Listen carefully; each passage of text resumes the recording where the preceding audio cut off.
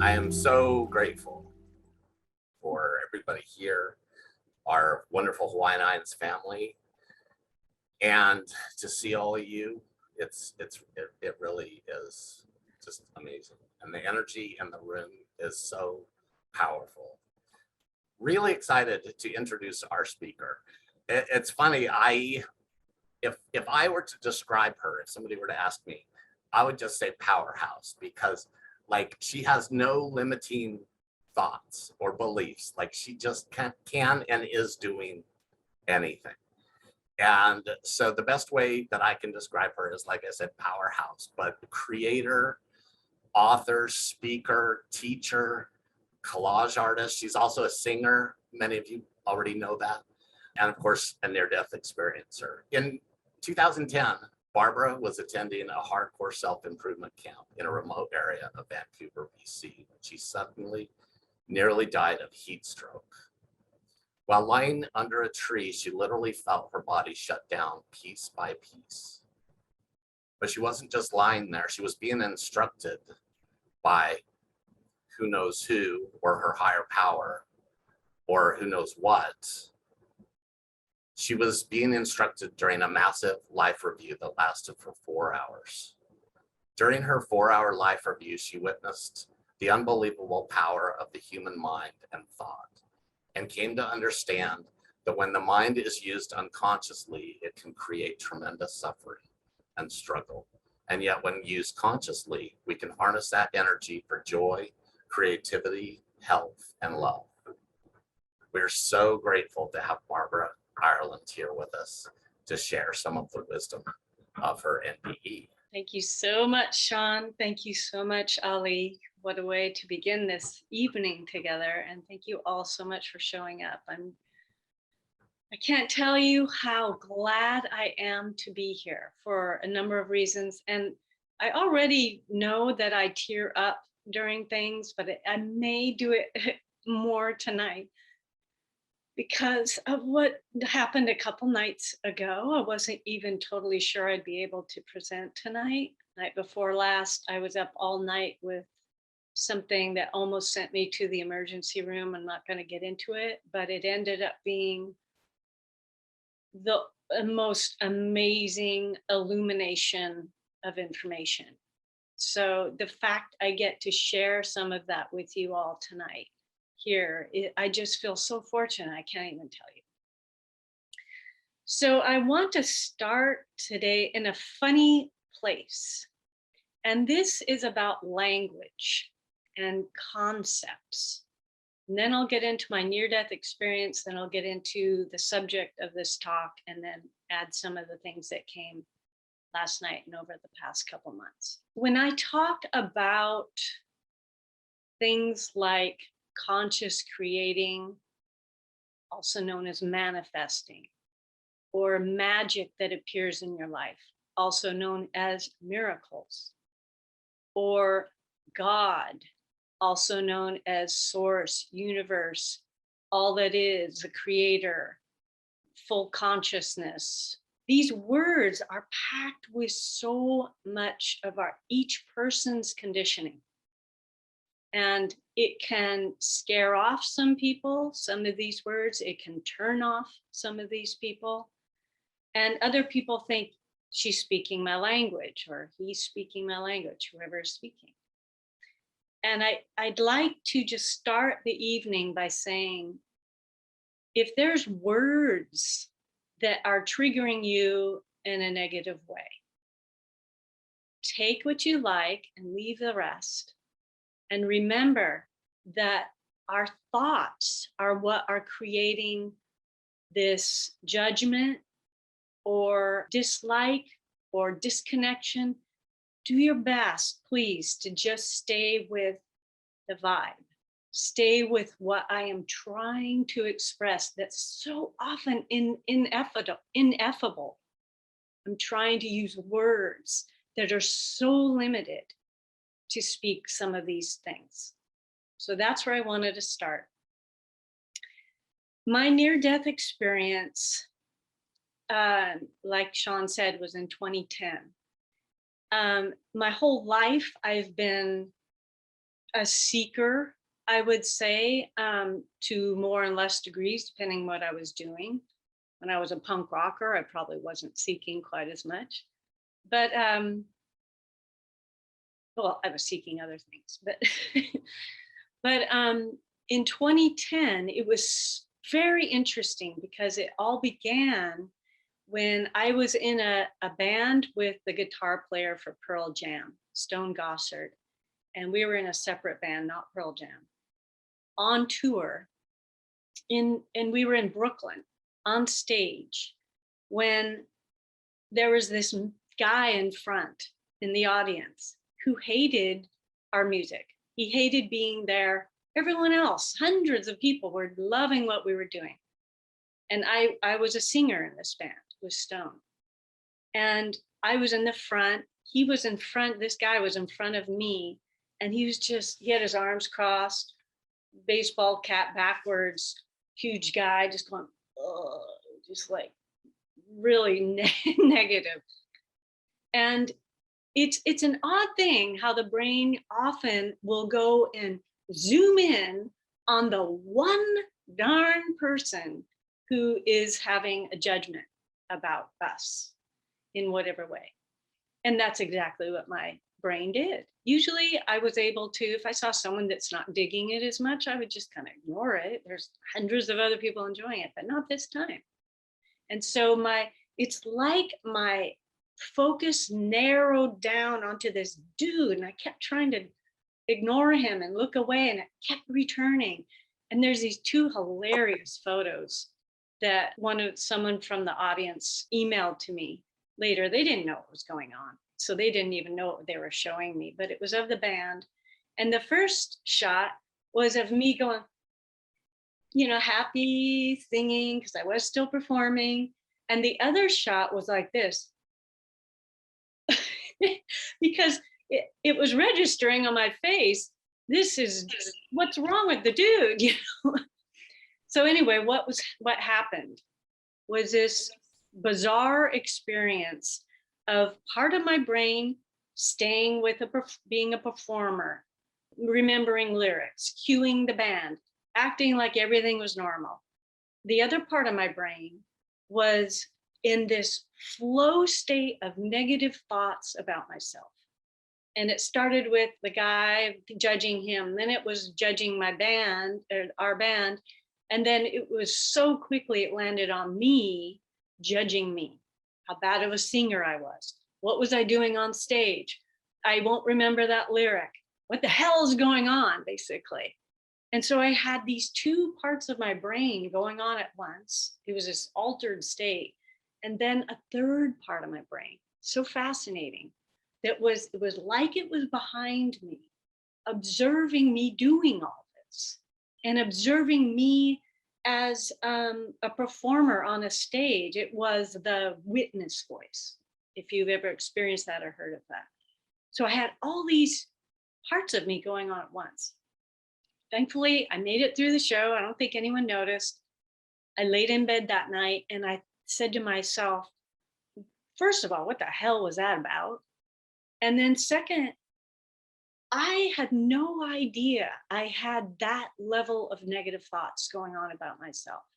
I didn't hear these things. I heard the average negative thoughts we all hear about ourselves or about the world or about, things that we don't like and, about other people or politics or politicians, whatever it was. But this was this nonstop stream of negative comments. I had no idea. So I said to myself, are these happening all the time and I'm just not aware of them? And if so, how do I get rid of these? I can't have these as part of my life. And I'd had therapy. So I was like, that didn't work. I was on antidepressants, seemed to seep through the antidepressants. And so I said, okay, therapy and antidepressants aren't doing it. What can I do? And I decided to sign up for the camp that Sean mentioned. So this was I guess you call it a self-improvement camp. It was basically this remote place where you sleep in a tent for a week and it was severe, intense things every single day. Physical hardships, sleep deprivation, scary people doing freaked out things to, to see how you react and to try to not be so reactive in the moment, which was very hard. Heights, fire, endurance, very, very, very intense. And I didn't know any of that was going to happen. It just sounded like, oh, you face your courage and your fear, you develop courage and you face your fears and you break through boundaries. And I'm like, okay, that'll help. So I signed up for this. So some months later, I luckily convinced my best friend, Michelle, to go with me. And we landed in this place. And then the first thing was a liability form that was terrifying. And the second thing was a non-disclosure form. So we had to sign both of those even to enter. So I can't tell you specifics, but I gave you a pretty good idea of what went on there. So every day I was getting through all the events somehow. Like I said, 3 hours a night of sleep. I was handling it. And then the last day was an endurance event in the sun. Halfway through, my senses began to scramble. And I could hear people far away, crystal clear, but I couldn't understand my teammate at all, or just a few words. Everything she said was like this and the strobing and echoey and and water and like that. And I thought, what's going on? What's going on? And I started feeling shaky, wobbly. I kept drinking more and more water, thinking I was getting dehydrated, maybe. Flashes of light everywhere.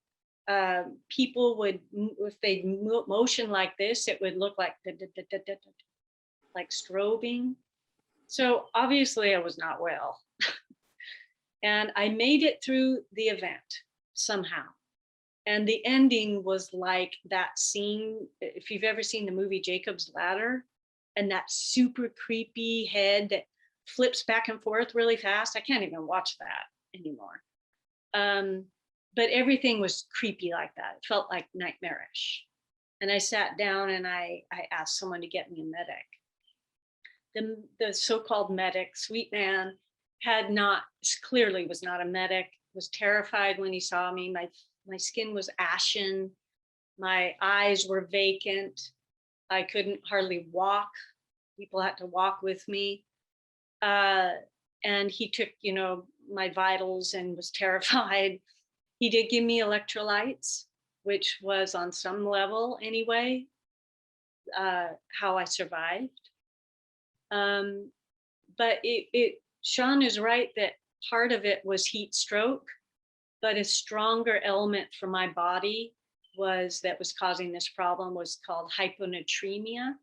And that's when you wash the sodium out of your blood.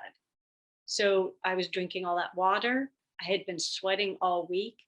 And apparently my body doesn't hold on to much salt. So I have to salt everything I eat a lot, which is fine with me. But I didn't know it then. So when that happens, and it happens often to like marathoners who are running and sweating and drinking water at some part during a marathon, they can just collapse. What's actually happening is your blood pressure crashes. And so the so-called medic didn't know what to do with me. So he said, let's lay you down in front or in your tent. Well, it was too hot in my tent. So I found my best friend, who was just flipped when she saw what I looked like. And the three of us took this bizarre vehicle that went over everything. I went over boulders and bushes, and I was not hallucinating that. I was like, what the hell is this thing? It's like a moon rover. But anyway, we got back quickly to my tent, and I laid down under a tree, this beautiful, beautiful tree. And the man left. And the next, I don't know how long this piece lasted, but one at a time, each of my limbs disappeared, just quit. I don't know how to explain it, but I couldn't feel them anymore. I couldn't move them. And so I was laying on the ground as a head and a torso. And I was terrified, I was screaming to my friend, my leg is gone, that kind of thing. Well, she was holding my hand and praying, doing Reiki on me. All this terror stopped when this movie started playing in front of me. And I call it a movie because that's the closest I can describe to what this was. It was an event of my life from 2 weeks earlier at a band rehearsal, not in my band with Stone. It was with band with my brother and some other people, but my brother and I had got into an argument during this rehearsal. And this memory, but it was not like a memory. It was clear and distinct as if it was happening in front of me or like a movie. It began playing. And it was also different from a memory or a movie because not only was I watching this event, but I was in it, the same as when it actually happened. Everything was the same. All my senses picked up the sounds and the smells and the feeling of my bass guitar and the thoughts and emotions. Everything was there, but I was also watching it at this moment. And this movie played and didn't last very long. And then it freeze framed at this one moment. And this voice appeared in my head, not my normal Barbara voice. And it was a male voice, very calm. And it said, "What were you thinking at that moment that the movie freeze framed?" And I thought about it and I said what it was, and the movie went away. A new movie began from a few weeks earlier than that. And it said, "When you looked down and turned your head," it would freeze frame. And right at this moment, I turned down, looked down, and it said, "What thought went in your head to cause you to look down?" And then that one I answered, it went away. Another one began.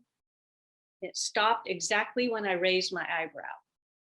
And it said, "What thought happened when you raised your eyebrow?"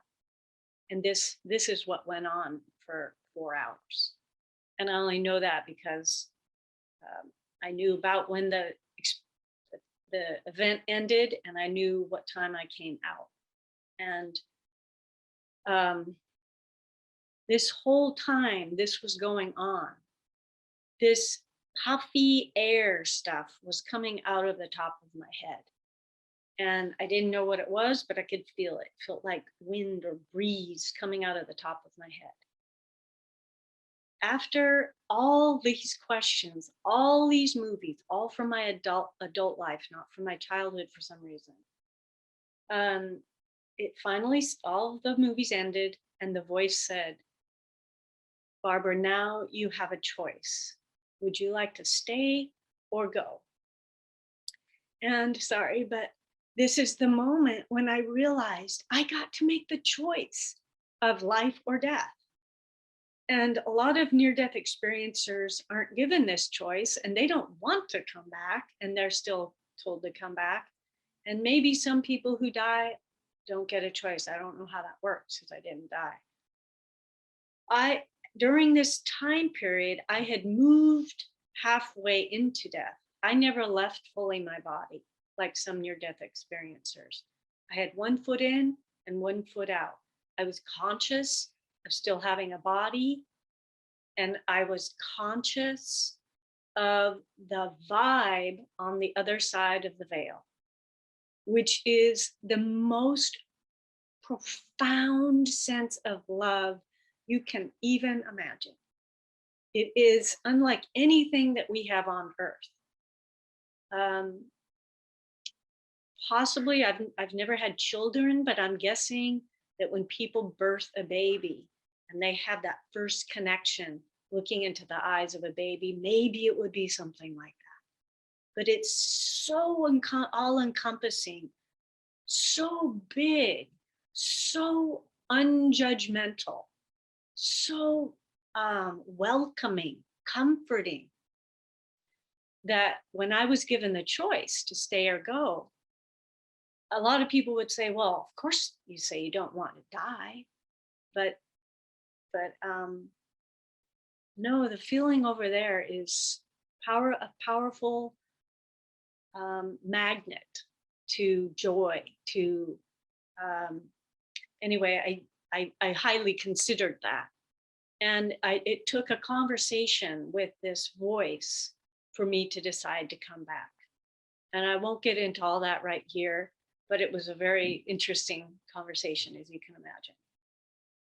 When I made the choice to come back, this being, this voice, told me there were 4 people I needed to contact that week that I'd be back. And I had to promise I would contact them and I would tell them these very deep messages, often surrounding the concept of love, the feeling of love, or to heal a relationship. And I agreed. The moment that contract was made and I had chosen to come back, instantly that puffy feeling coming out of my head, which I later understood to be my life energy that had been draining out that whole time very slowly, it started whooshing back in. And as it did, each of my limbs came back.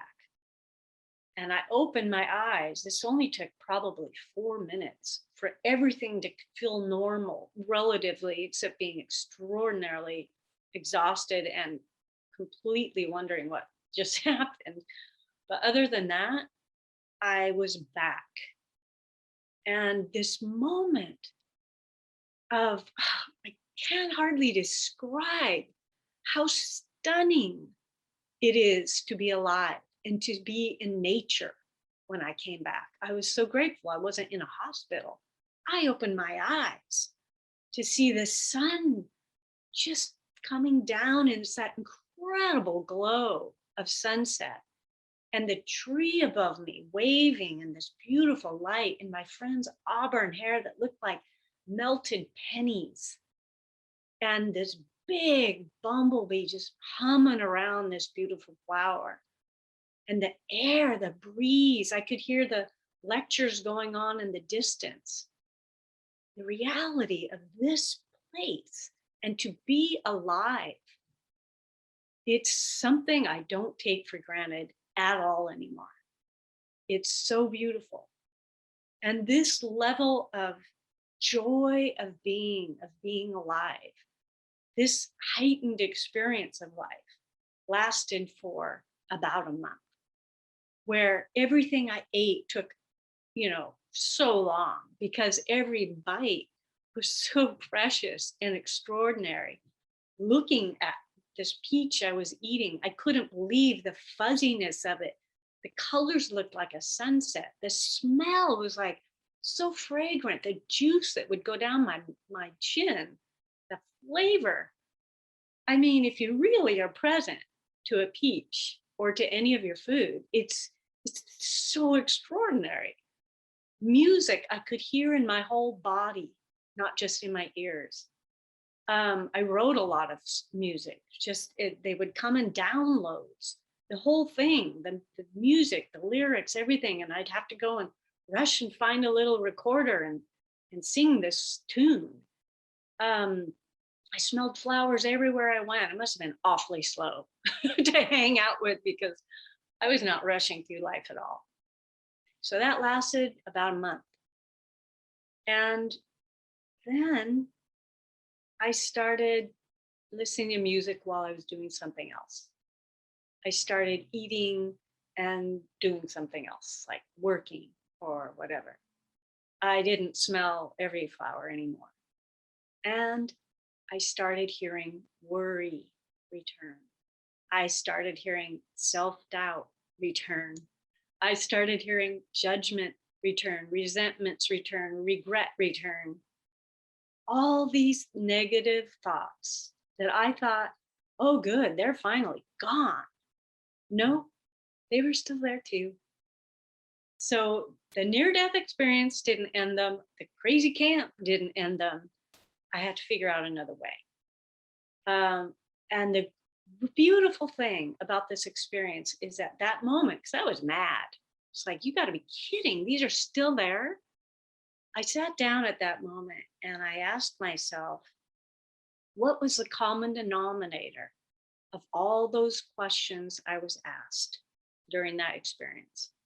And I realized then every one of them were about my thoughts. A few handful were about emotions, but the emotions were connected to the thoughts. So there was my clue. It's about my thoughts.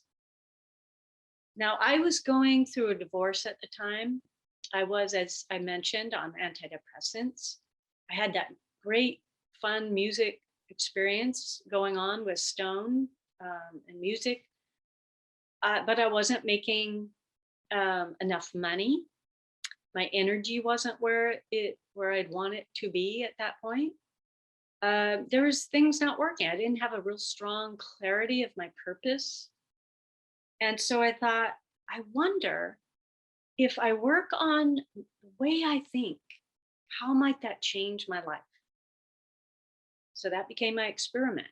For 3 years, I dove into research about neuroscience, about where depression and anxiety come from, what causes them, about conditioned, programmed identities that we develop in childhood, about the cellular biological addiction we humans get to negative emotions, believe it or not, which is why it's so hard to leave unhealthy relationships or unhealthy jobs or anything like that.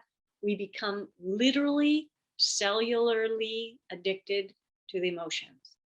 I mean, the stuff I was learning about how the mind works in the human body was blowing my mind.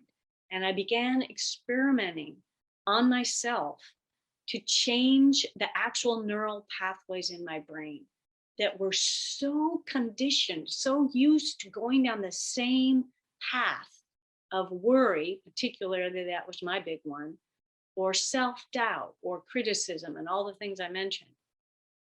Our brains are being practiced over and over and over to go down these neural pathways until they become lit up and easy to go into those thoughts. And when we go into those thoughts, the world around us starts reflecting what is going on in our heads. And so I experimented with myself how to stop this train of thinking, because I discovered there are two types of negative thoughts. One is that one that goes into your head and you don't hang on to it. Okay, everyone has challenges and problems that come up all the time, but you don't hang on to it. It moves through you. You feel whatever emotions you need to feel. You deal with what you can deal with, and it moves on. But what I was experiencing and what I see so many people experiencing is what I call mind loops, because these are the ones that loop in there. They're like tape recordings, they're loops, like a hamster on a wheel of a worry, for instance, that keeps you up at night, or a self-doubt. Every time you come to this one thing, suddenly you freak out. You have like heart palpitations, and you can't do whatever these things are that you want to do in your life. Those are just two of all of them: disappointment, frustration, jealousy, resentments, regret, all versions of unhappiness, depression, anxiety, stress, all of them. They all begin in our mind. And the world itself is neutral. It's how we're reacting to it that causes this damage in our beings, in our human beings, and in our experience of life and in our relationships. And so, like I said, I did experimentation on myself, and lo and behold, not only was I feeling happier and happier and happier, I guess I'll use the word joyful, because apparently there's a difference between these two. It was a deep joy. that kept growing. But not only that, my relationships started getting better and better. My money income began opening. My health began to change. I looked very different than I did around that time. Energy began improving. Sleep began improving. Within about, I think, a year, I was off antidepressants. I don't have any problem with them for people that need them. They're very, very helpful for certain points in my life. I just want to, in our lives, I just want to say that. I'm not anti that. But there are other ways, once we're out of the woods, so to speak, to be able to make a more permanent change that doesn't require drugs. At least I'll say that was how my experience was. Everyone's different. But I was happy about that, getting off those.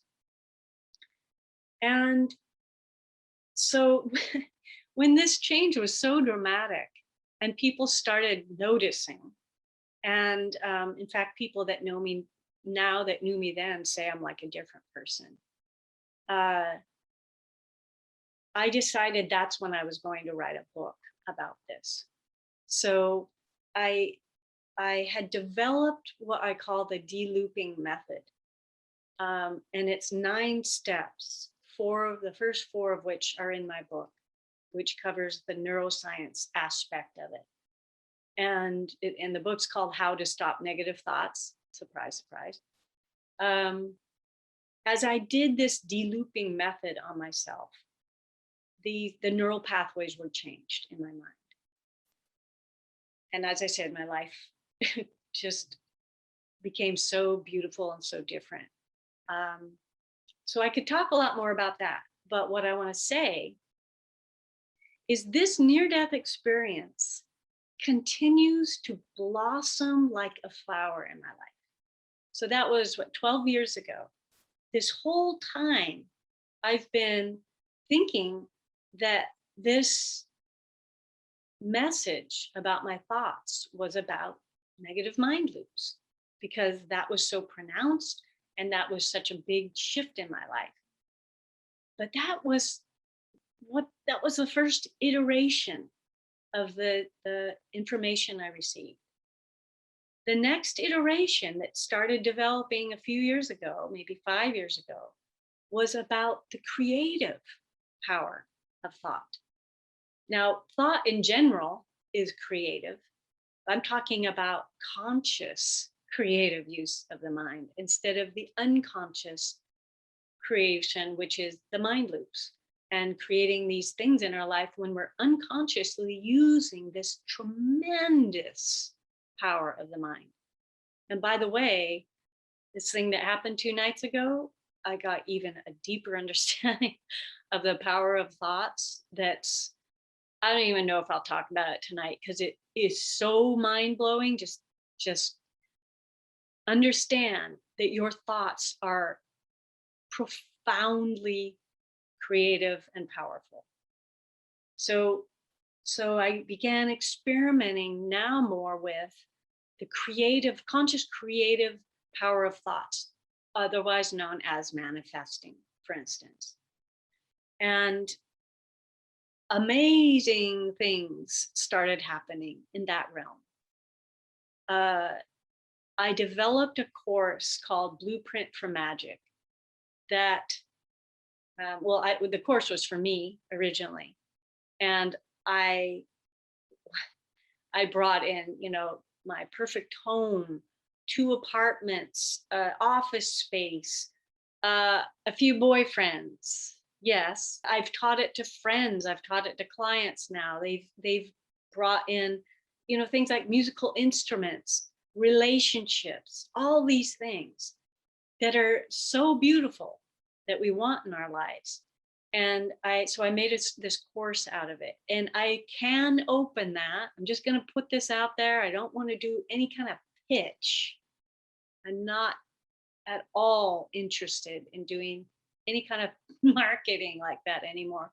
But I will tell you that if you are interested in learning about it, I am happy to open it as long as I have 10 people going through it together.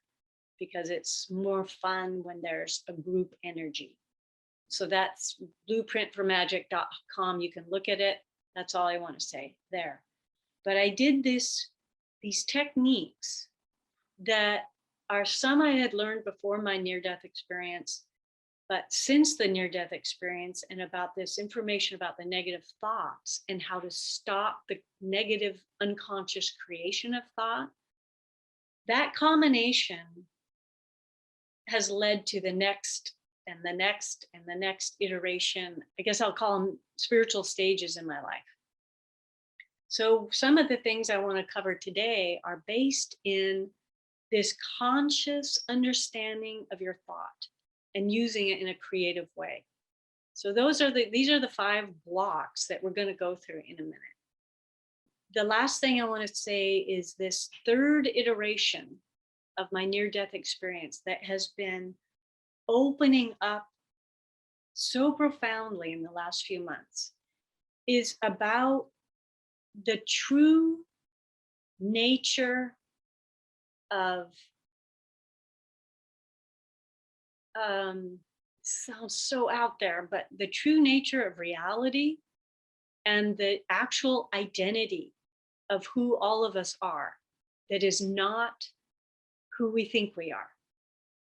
And for people who understand what that means, have experienced it, that's great, because these are concepts that I have read about and I understood intellectually for years, and I agreed with them on different levels. That, for instance, I am not necessarily, or I am not who you see before you, who's speaking these words right now. There's someone else that is me, and the same is true for everybody on this earth. And it wasn't until about 2 months ago that I actually know this for a fact. And so we may be getting into some of that later. But I would like to talk about the 5 blocks to manifesting or creating. Before we do, Sean, are there any questions about the things I already covered? So far, I think not. Okay. But what would be great is to explain the difference between manifesting and creation. For some people that get confused, Yeah. or actually how they're the same or similar. Yeah. So Sean and I had a conversation about this earlier, and I didn't know that I know some people don't like, that's why I started this whole talk off about the conceptual language and how many judgments some of us might have connected to these things. Like, now I understand that happiness and joy are different, but I don't know. You can look at them differently. I understand that, but we do the best we can with language. So Sean, describe again how you heard the difference between manifesting and creating. Sometimes people say manifesting is more unconscious when we're not aware of what our thoughts are doing. Mm-hmm. We're manifesting constantly, whether we know what we're manifesting or not. Right. Whereas then other people might say that creation is more conscious. And then earlier today when we were talking, I think we both talked about conscious creation is more manifesting. Yeah. And I don't make the delineation, but the words I use are conscious creating. But I interchange these words. So as I speak tonight, you can translate, when I use the word manifest, you can say conscious creating in your head or creating, however you want to do it. What I am talking about is being conscious of thought and not creating unconsciously. So do you think that's clear? Yeah, I think that's great. We just both know a lot of people, because of The Secret and everything. Right. People have, like you're saying, the judgments. Yes. Against the word manifesting. Yeah.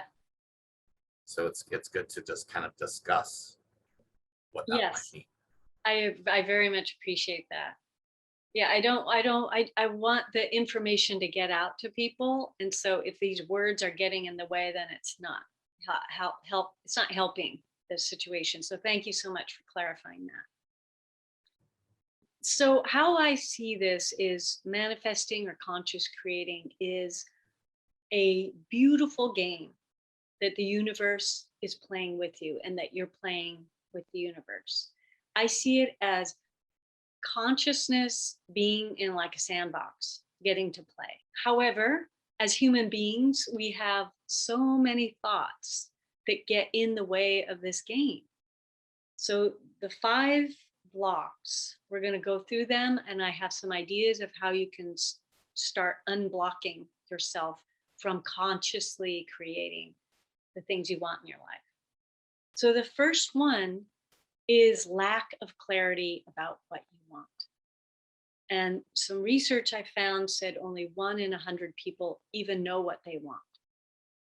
And when I first read that, I thought, well, no, I'm one of the 100 people that, I had this like pride. I'm one of the 100 people that know.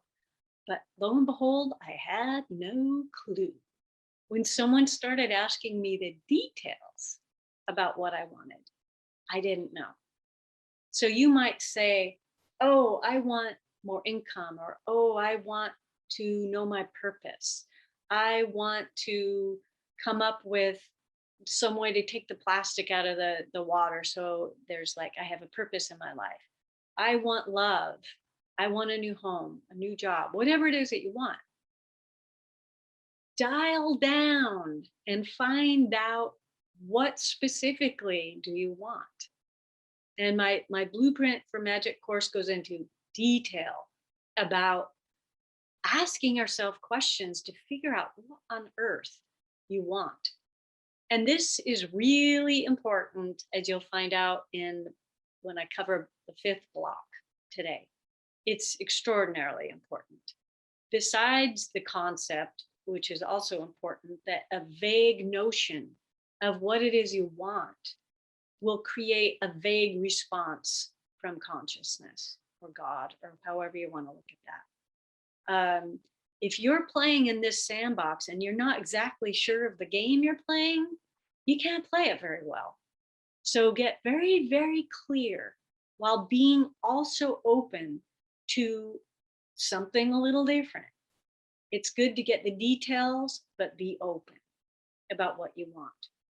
And most important, underneath this thing of when you decide, let's say you want a relationship, underneath this whole thing, when you really dial down, what kind of person are you looking for? And what kind of person are you prepared to show up to be in a relationship, whatever this is?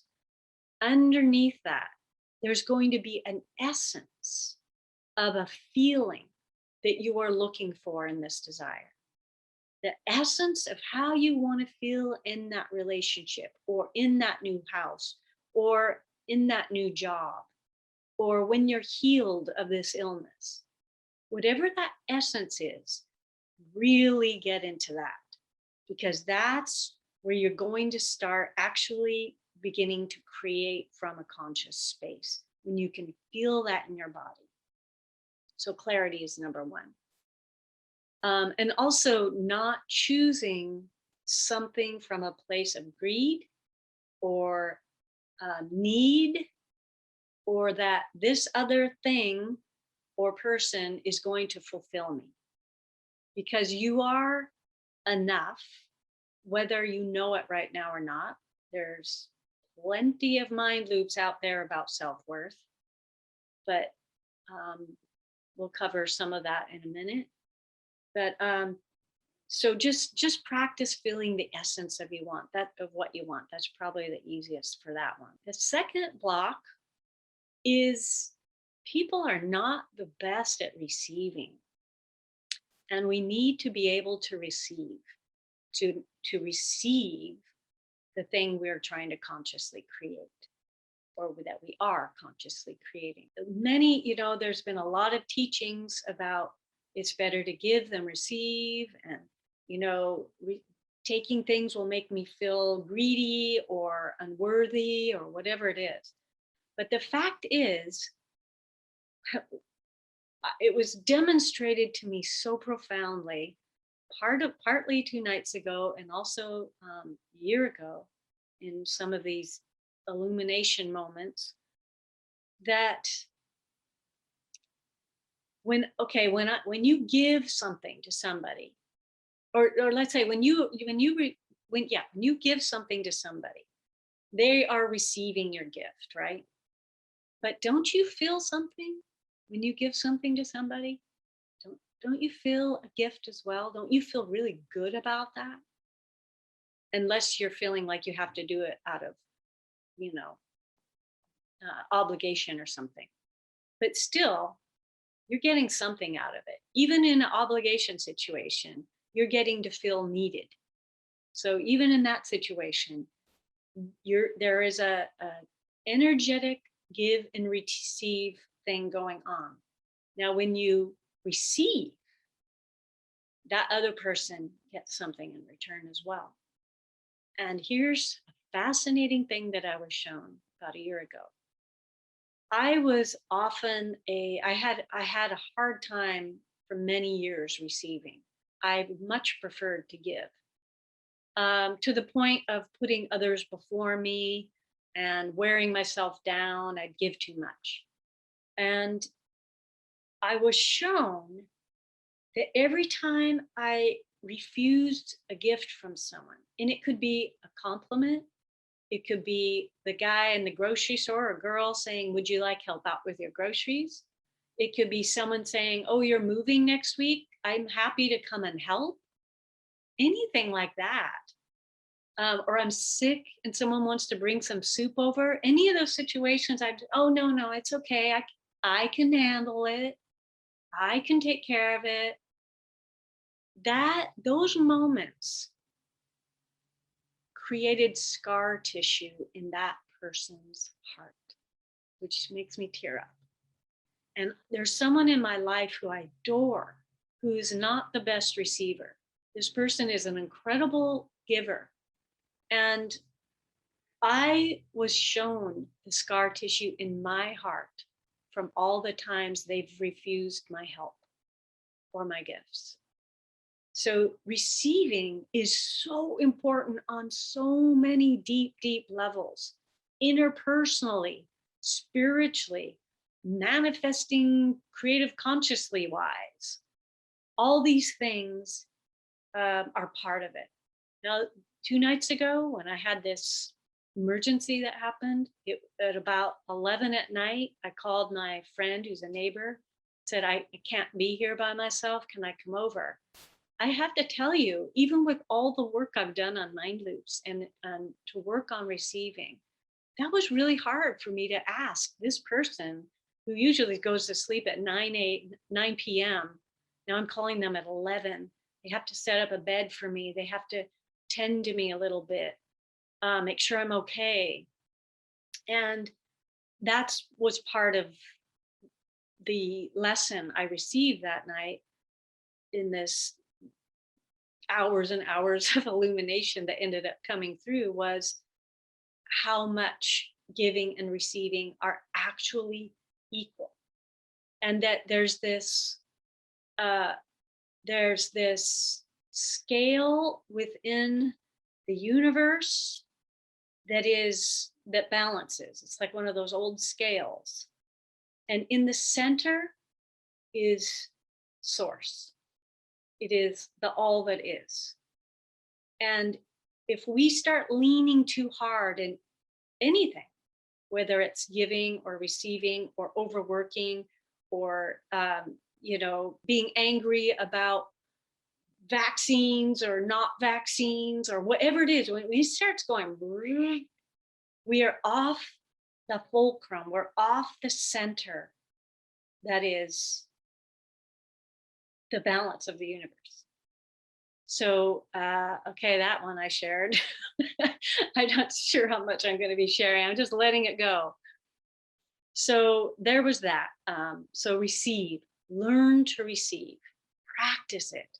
And if you're a really good receiver and you're not a great giver, start giving more and feel the beauty of receiving, of giving.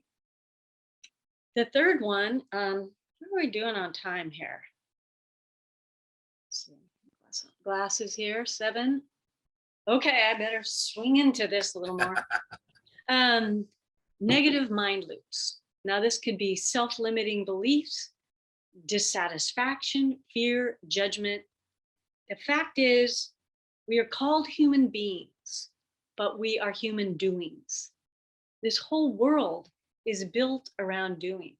And I believe we're in a crisis of doing and comparing and judging versus being.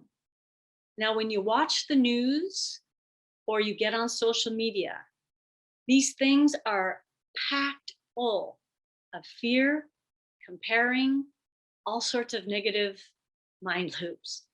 And they're clogging the brain, and they also become addictive. So it's kind of hard to get out of them once you're in them.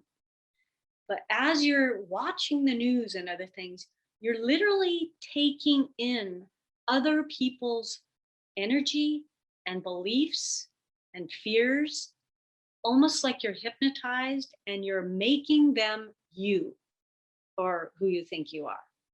And mind loops are contagious. So if they're feeling fear all over the place, or if this Instagram image is making you feel less than, all of that is contagious for your own thought processes. It triggers all sorts of neural pathways that are not where you want to be. So any of these kinds of things, beware of getting too addicted to them, because you want to find the moments of being and not doing, where you can let this mind calm down. Have you ever gone to a restaurant in the last few years, ever since smartphones came out, and you're waiting for a friend? Have you ever just not taken out your dang phone and looked at it? Can you experience pre-smartphone era where you're just looking around? You're just looking at things. You're thinking about stuff. You're looking out the window. You're listening to the birds, whatever it is. Allow this beautiful brain of yours to notch down a minute and leave some space for something else to come in that's not your own thoughts or everyone else's thoughts or a phone's thoughts. And these thoughts that we have about being unworthy, not good enough, these childhood conditioning programming issues, our identity is developed and contained in the thoughts we're saying in our heads. And everyone, I think, is aware that there is a voice talking in their head that is not meaning they're crazy. We all have an internal voice. And that voice is constantly telling you what the world is like, who's good, who's bad. You made a mistake, what a jerk that person is. You're too late to start this. You're too old for that. You're not worthy of receiving the thing you want. Manifesting or creating doesn't work. All these thoughts are just thoughts. The identity of who you are is not the voice in your head. And later we're going to do a meditation that I hope will start dislodging you from your thoughts so that you can start beginning to feel the deeper presence of who you are. So for this mind loop thing, I recommend de-looping. If you know what I teach, you can get the book, but I'm not trying to sell anything. So look on my YouTube video or look at my blogs. I write about this as well, or come to events like this. So for me, de-looping really helped. Another thing you could do is wait until noon or something to even look at your phone. And for sure, social media and news. I wouldn't recommend beginning a day with news unless you want to spiral down a little bit. And just try this for a minimum of 1 week and notice how you feel. Really tune in. Are you feeling better? Are you feeling more hopeful? Are you feeling more confident? Are you feeling more powerful in the way that you might be able to create with your thoughts? It's ways of unclogging the mind from this conceptual reality. Okay, the fourth one, and Sean, I don't know, you have to help me decide if we're going to have time to do our little experiment we talked about, but I'll describe what it is. I think we have time if everybody here wants to do it. Okay, I'll run through it and then we can kind of figure it out. And this thing, okay, well, let me just tell you, this block is that many of us don't believe we can actually have that desire. Now, we're not talking about, a 70-year-old person desiring they're going to be on, the LA Raiders team. They are still in LA, right? Anyway, you understand. We can't be creating something that would be a little crazy, or unnatural for the body. But you can create just about everything else. So there's this thought that we can't have it or we can't create it. We can't have love. We can't get a new job. We better stay at this crummy one that we hate. We can't get well because this illness runs in the family and you're stuck with it. All these things are based in thoughts and conditioned thinking. So in order to really powerfully manifest something, we need to feel this experience of having this thing, experiencing this thing that we want, not thinking about it as something in the future, but it's happening right now. And also not thinking about not having it. So not continually going, I'll never get it. How come it's not here? It's not gonna, like that. So that's where the mind loops come in. But basically to feel it in the body. So how do you feel that you have a new job when you're at the crummy job and you get up tomorrow morning and you're getting ready for the crummy job? How are you supposed to even get into the space of, I have this new great job that I love? Well, that's where this exercise I'd love to do with you if you want. It takes about 5 minutes to do. And I call it time traveling, which is hilarious when I thought about it today. I call it time traveling, but there is no time. I've discovered there's only this moment. So we're bringing in time and like playing with it. So it becomes this present moment. And what you do is you pretend, let's say I wanted a new job. So I would pretend that today, which the day of this actual recording is May 3rd, I would pretend today is June 3rd, so a month from now. And I'm talking to my friend and I'm telling them what has happened in the past month. And I tell it as if it's already happened. And so I'm going to give you an example right now without another person. I'm just going to do it to you, whoever's watching, you people who are watching. And I'm going to pretend you're my friend and I am time traveling this thing with you. So I would say, and in your own mind, as a person who listens to someone who is time traveling, you want to go along with what they're saying. And when you're actually doing this with someone, you pump it up, you make it even more real, even more great. So I'll give you examples of that too. And let's see if this makes sense to you. So I would say, oh my God, you will not believe what happened in the last month. This incredible thing happened. You know how much I hated my job. And I'd been there way too long. And I was so ready to leave. And every day I just woke up, I felt so crummy. Not anymore. the strangest sequence of events happened. Like my friend called me one day and said, "Hey, I was at dinner with a friend the other day and they said they had this job opening and I immediately thought of you." And so they called me and I was like, that's exactly what I want to do. That's what I've been working to manifest, in fact. And so I immediately got on it. I fixed up my resume. I contacted this place.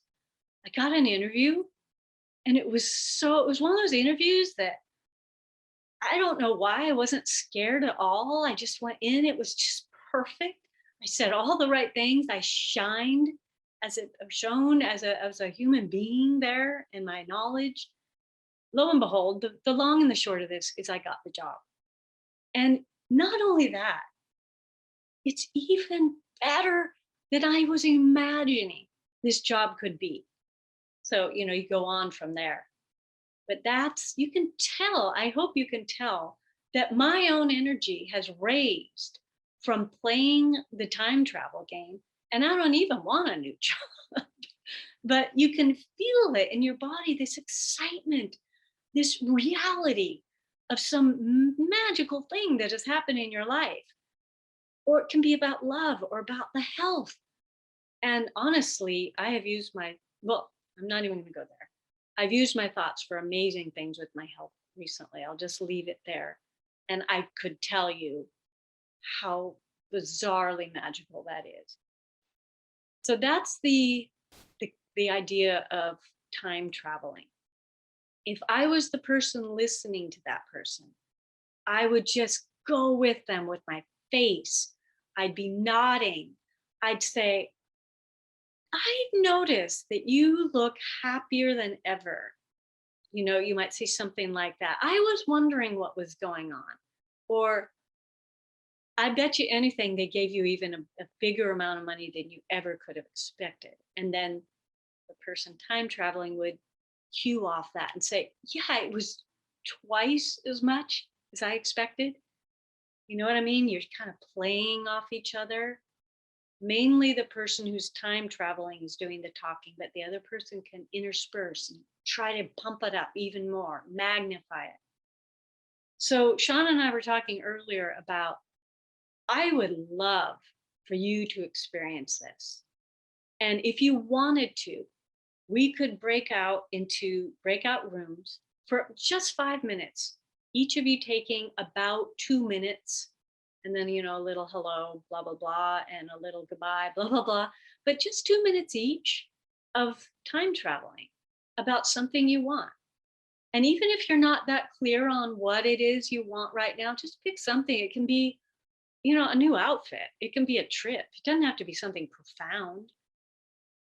So shall we get a show of hands, or how do you want to do this? Do we want to do this breakout idea? Yeah, I think so. I think, if you guys want, you can raise your hands and say if you're interested in trying it. But I think most people here are interested in trying. It's on. Yeah. Does most people understand the directions? Or should we do one test with you and a volunteer? Hey, Lily. I think we got it. Would you be a guinea pig and do this? Let Barbara demonstrate with you what we're gonna do. And if it's a yes, we can do it for a very short amount of time, just to demo. Yeah, I'll do it. Sure. Okay, awesome, great, thank you. Okay. Sure.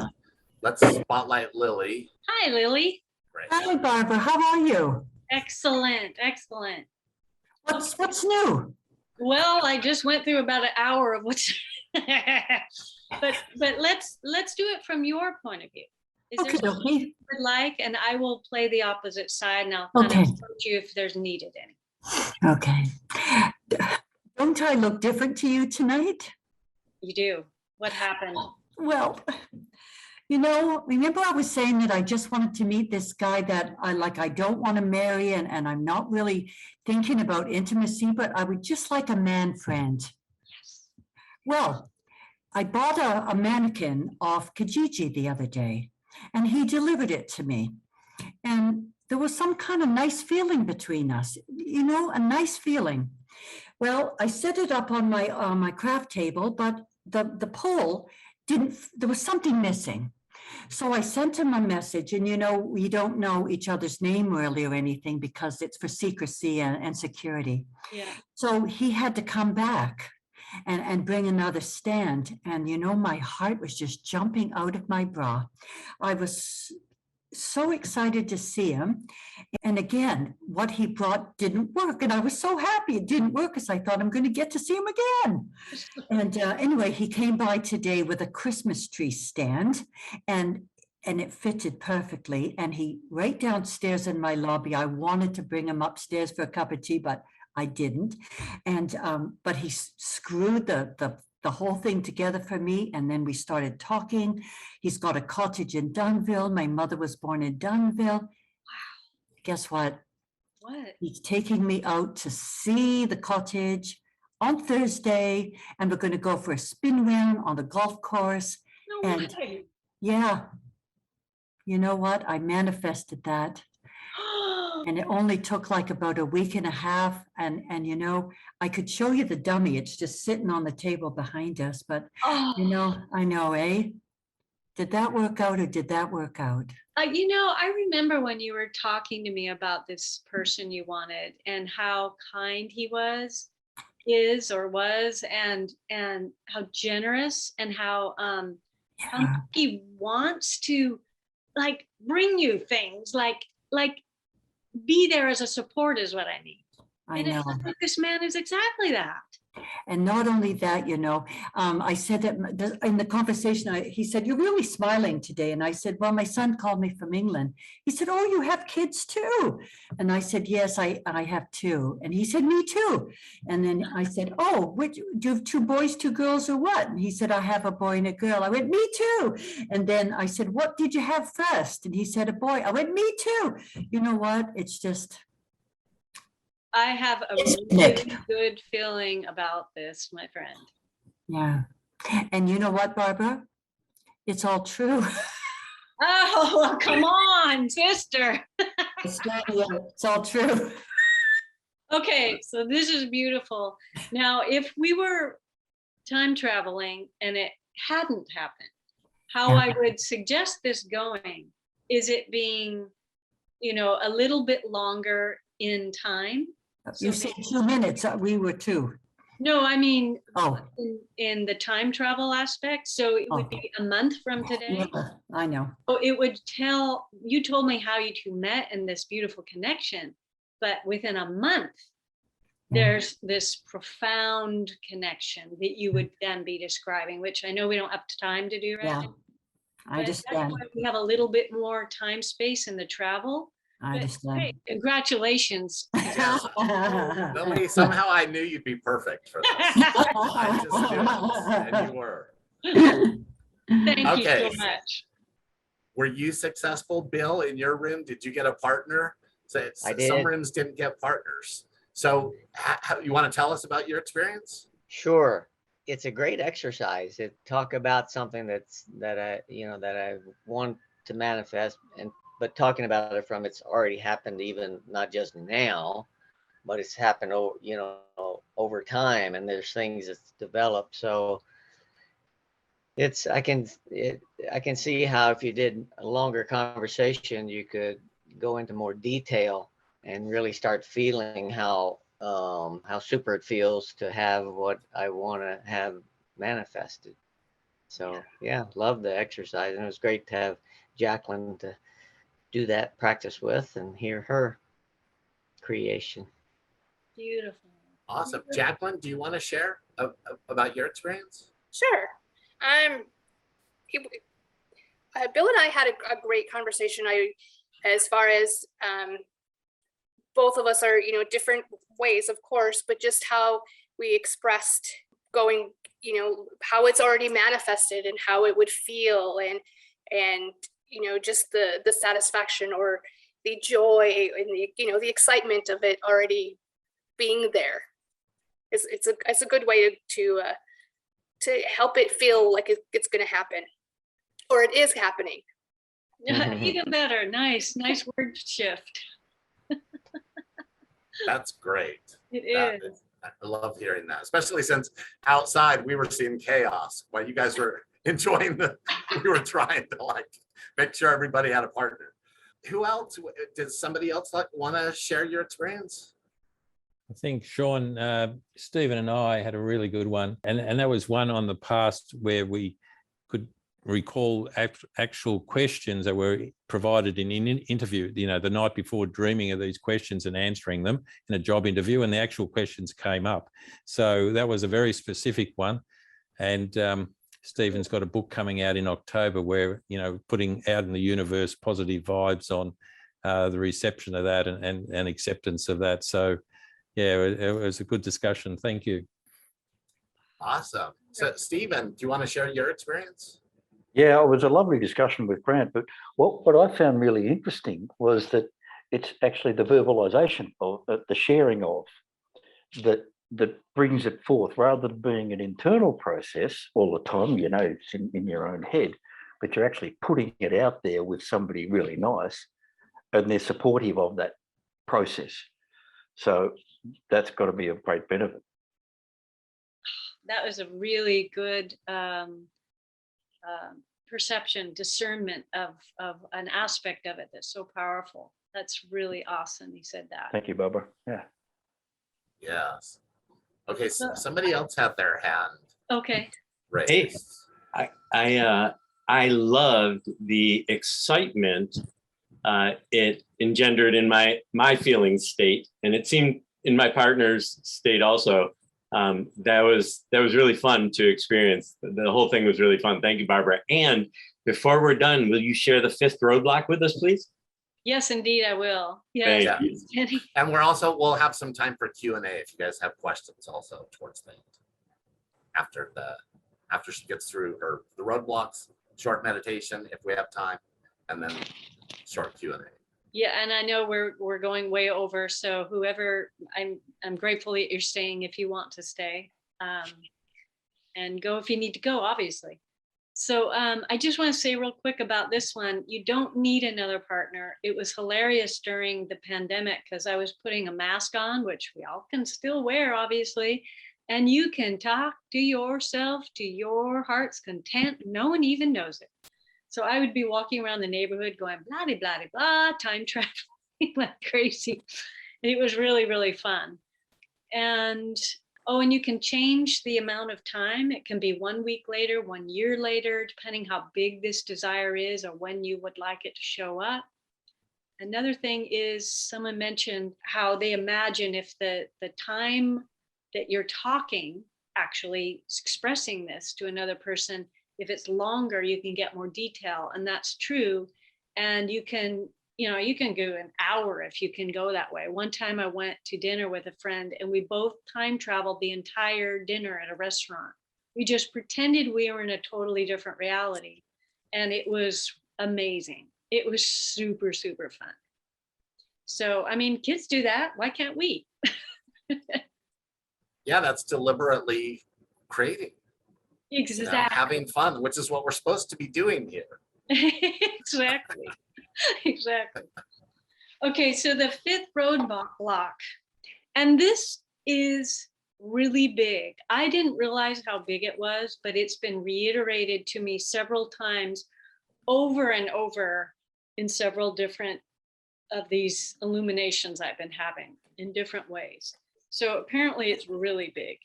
And that is, You're not going to give him a snitch yet?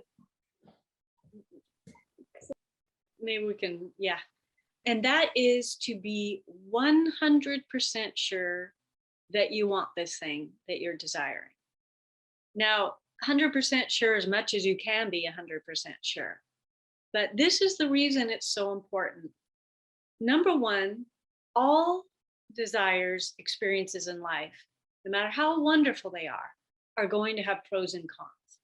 So even if you meet the soulmate of your life, yeah, you're gonna have some arguments. There's gonna be things about that person that irritate you. You're not gonna have the same kind of amount of freedom that you have as a single person, right? So you're gonna have to deal with those. That's one thing. But more importantly is you will be blocking it from coming to you if there are hidden benefits to not receiving it. And I like to give this example. There was a woman I read about who had stage 4 cancer, and she had friends visiting her all the time. She was very, very, very sick, obviously. And one of her friends one day was brave enough and brilliant enough to ask this question. First of all, she said, you really, really want to get over this cancer, don't you? And her friend was almost angry. She said, of course I do. Of course I want this cancer to go away. And then she said, is there anything good coming out of this for you? Are you getting any benefits at all from having cancer? And I have to hand it to this woman because she really thought it out deeply. And that's what I'm talking about here. And she realized, before I had cancer, I was very lonely. I didn't have very many friends. I didn't feel very loved. People never came to visit me. Now people come every day. They bring me gifts. They bring me food. They spend time with me. We've gotten to know each other. I have bonds with people now. Second thing, I hated my job. I hated it. Every day I didn't want to go out to work. I just wanted to stay home and read books. What do you think she's been doing? She had a whole stack of books at her bedside, staying home, reading books, and hanging out with people that love her and she loves. She was getting some major hidden benefits from having cancer. So you would think, of course, anyone wants to get through cancer. Or you would think, of course, if someone says they want a loving partner in their life, you would think that that would be true. But sometimes when we really ask ourselves, when we go into contemplation about this, we find out, maybe I don't want that, whatever it is we think we want. And those hidden, unconscious benefits will block it from happening or kind of derail it or make it not, it won't be the flow that you're looking for. And I was going to tell you what happened to me, but I think I'm going to wait. And if there's time, I will. But I'm going to leave it at that for this one. And that's a very important one. They all are important. So I thought of a kind of a list of little tips or practices you can do for any and all of them. You probably heard it as I was speaking. But the first thing is to turn off this faucet of negative thoughts, of mind loops. For me, I use the de-looping method.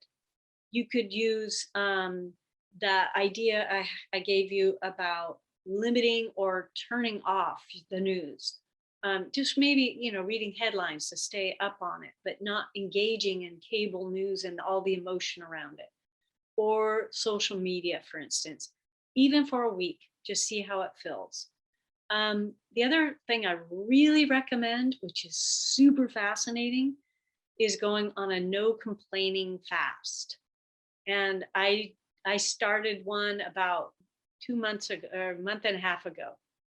And I'm not a huge complainer at all, but my goal was to not have any complaints come out of my mouth. And I'm talking about the slow driver in front of me, the rain on a day I wanted to hike. I mean, it can be something simple like that. This ache in my body is again, or whatever it is, not complaining about it. And then second level would be not even having the complaining thought in the head. You have no idea what that starts doing. If you pull these things out, the news and the social media and the complaining, that alone is unclogging the mind in ways you have no idea. Worry starts going away and you feel an inner peace that's so creative and it's so at peace with the universe and what's happening. It's a whole different feeling.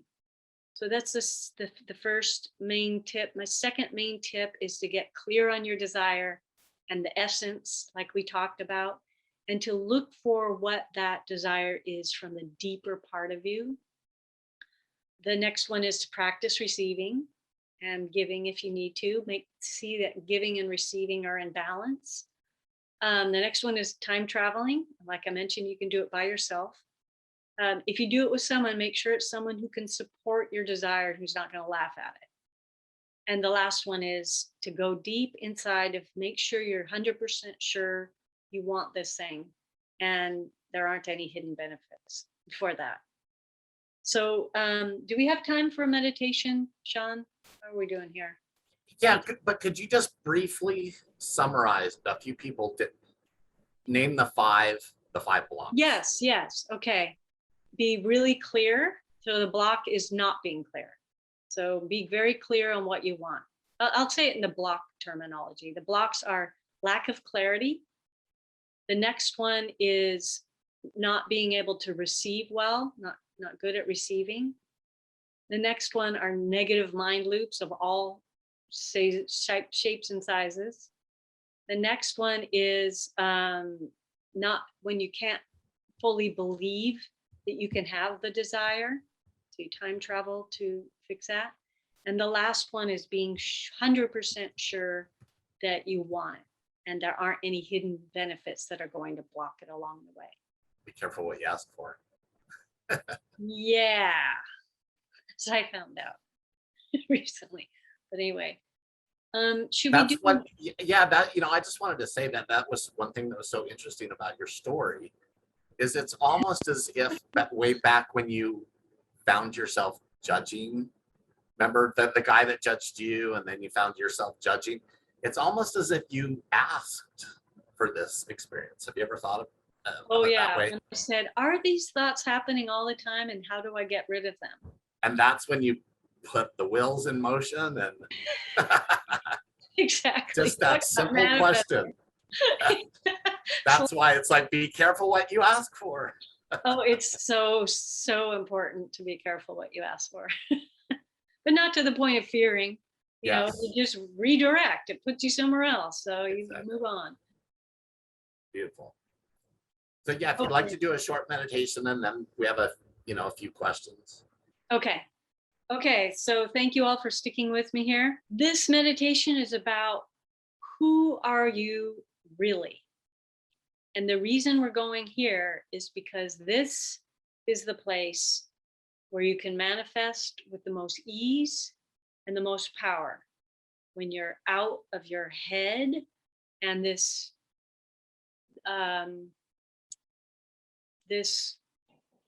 not completely real version that you think you are. When that person's thinking this manifesting thing, it has all these things blocking it, like we talked about. We're going to go into, as much as we can, the true you, which is where when you do your manifesting, it will be so much more powerful. So who are you really? So let's close your eyes. And just get real present to this seat, the chair you're on, sounds around you, my voice, your breathing, your heart beating. And relax your eyes, and behind your eyes,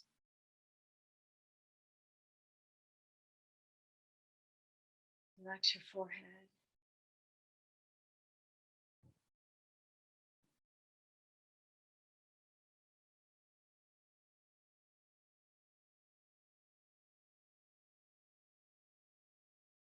And now for a moment,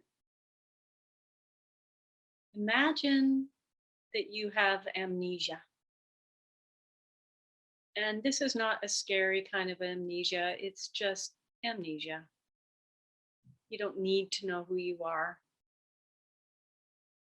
And your amnesia is deep in the sense you don't know your name, you don't know your age, you don't know where you live, you don't remember your past. You don't remember your hopes and dreams. You don't remember your family. You don't remember your gender. You don't remember the culture you came from.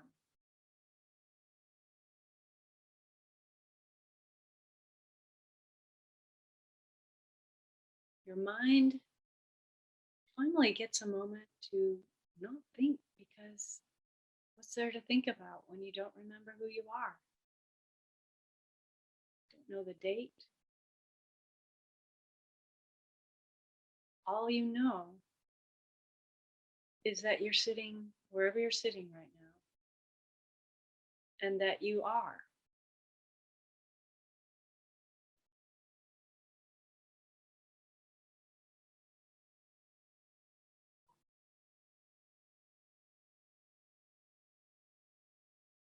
And as you're experiencing yourself in amnesia, without labels, what does that part of you, that full you, that isness that is you, that pureness that is you, what does it feel like? Is it inside your body? Is it outside? Is it within? How big is it? If it even has a shape.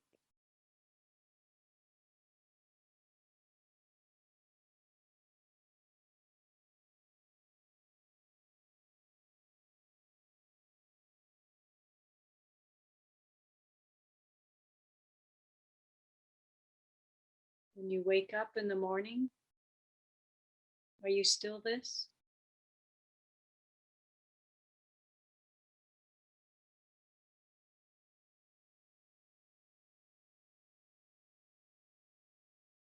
When you were born, were you this?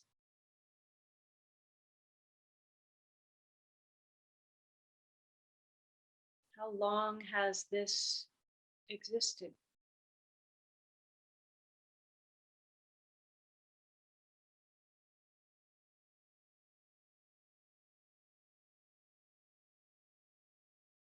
Fill as much of that pure you as possible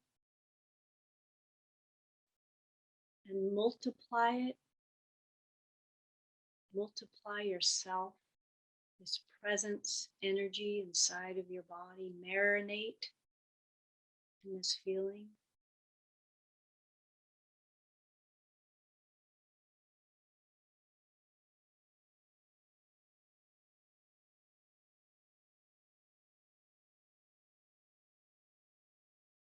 And in a moment, not quite yet, but in a moment, you're going to open your eyes.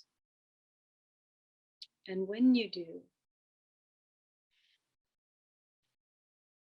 look at the room and the screen and out your window, whatever you see, as if you're seeing all these things for the first time. And I don't mean just for the first time, in years. I'm talking about the first time ever, like the way a baby might see these, but you have the adult consciousness. You don't even have words for these things. So you're going to open your eyes when you're ready, anytime, and look around you without labeling anything.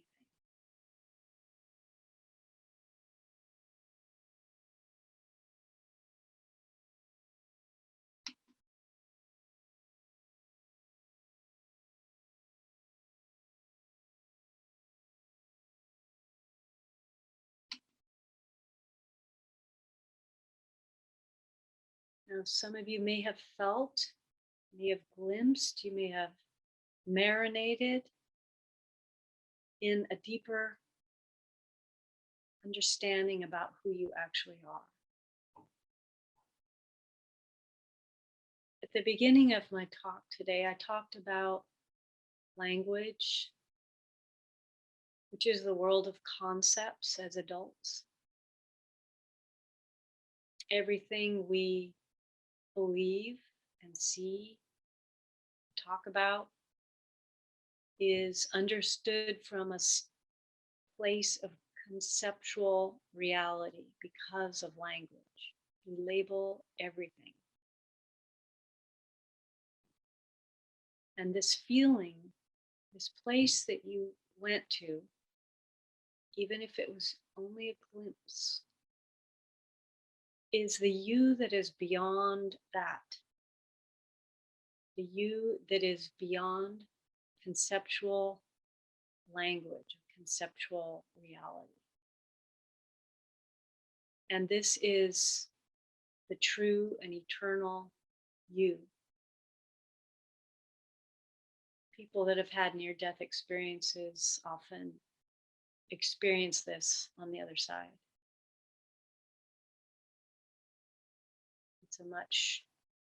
It's just an astounding understanding when you feel it, that we aren't who we think we are here. We aren't limited by this persona. So when we get back to the concept, the subject of conscious creating, it is a profound experience to go into the state I just mentioned, that you just did, and build up that state of presence energy. And in that state of presence, to imagine the experience of this thing that you want to manifest, this future thing. Because it's in that moment of now, which is the only thing that even exists, if you think about it. There is nothing else that exists except this moment. Everything else is the past, which is a thought. It's just in your thoughts. And everything that's in the future is just an imagined future you don't even know is going to happen. So in this state of pure presence of now, to imagine yourself experiencing this thing that you want is a profound use of creative thought.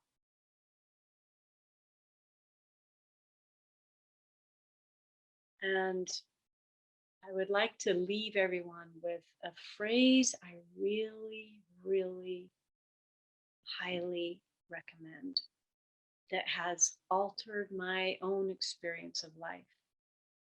I say it often, especially when things are not going the way I think they should, or the way I want them to. And believe me, I said it a lot 2 nights ago when things were scary for me. And that's when everything opened up into this beautiful illumination. And this phrase is, things are happening for you, not to you. Everything is happening for you, not to you.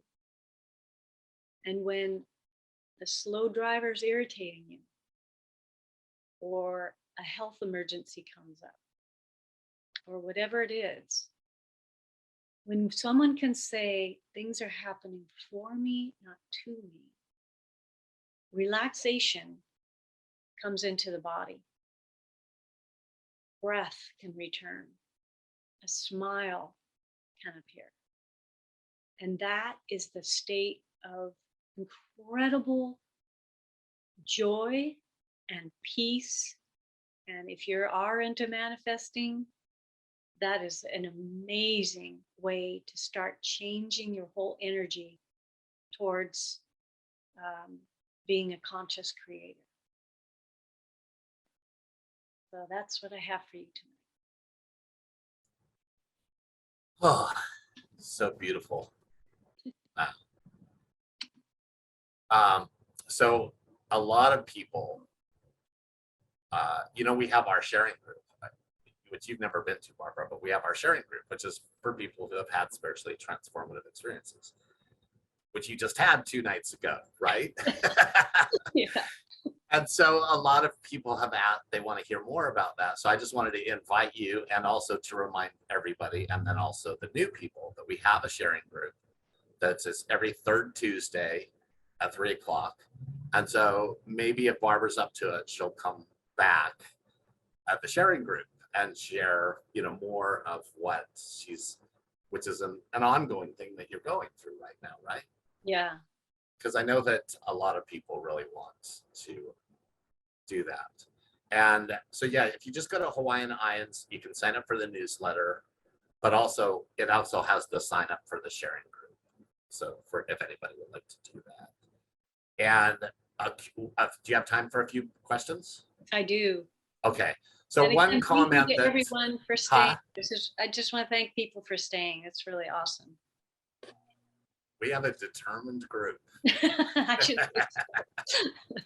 That's why they're the best. yes. I mean, I am so grateful every time I come to these meetings. And okay, so I'm going to make a comment for Grant that because about your exercise, Grant was saying that he had heard of a couple who did an exercise like that for a week or more, really detailed, called their family, got their family involved. And it was about the lottery, telling them all, acting as if they'd won the lottery. And apparently they did. I don't know if you want to share more of that, Grant, if you're here, but I thought that was pretty cool. I would be intrigued too. That's awesome. Yeah. So Grant, if you Sure. are you here? Yeah, I am. Okay, if you'd like to share more Yeah, about that. like I don't know more than that. It was about a decade ago, and these people like just really, truly, deeply believed it and acted like they believed it, and they called their friends and family. They called their work. They quit their jobs or something crazy like that. But it was just really, they went into incredible detail, and I don't know the time frame, but within a reasonably short time frame thereafter, they apparently won. It's probably, you could find it on Google, but it stuck with me that it was just, one of those manifesting things. Yes, it's material, but the way they did it was really full tilt, 100% all in, and it worked out for them. Do you know how it worked out for them to win the lottery? Because sometimes that's one of the, careful what you ask for. Yeah, right. Good question. That's a very cool story. Well, that reminds me of something though, that for people that have, because I know a lot of people that have tried manifesting for 20 years and are very frustrated with themselves. And I don't remember who it is that reminded me of this, but we should always ask, is it thy will? I mean, maybe we're not supposed to win the lottery. Yes. Maybe we're not supposed to have whatever it is. Maybe we're not supposed to manifest the boyfriend or the partner. Maybe we're supposed to be single for a while. And so sometimes it's not, it's not like we're doing things wrong. Sometimes it's just maybe it's not what's best for our will. Okay, so. And actually, I was going to do 6 blocks today, and that was the last block I was going to add. So that's nice. Great. Yeah, because that's that. I know so many people that's why with that word manifesting, it triggers people that have been trying it ever since The Secret came out. Exactly. And they're like, I'm not manifesting anything. Yeah. And it's like, well. Anyway, okay, so one question about the very beginning, who you experienced in your NDE that you described as like you didn't know who it was, just a man or a male voice.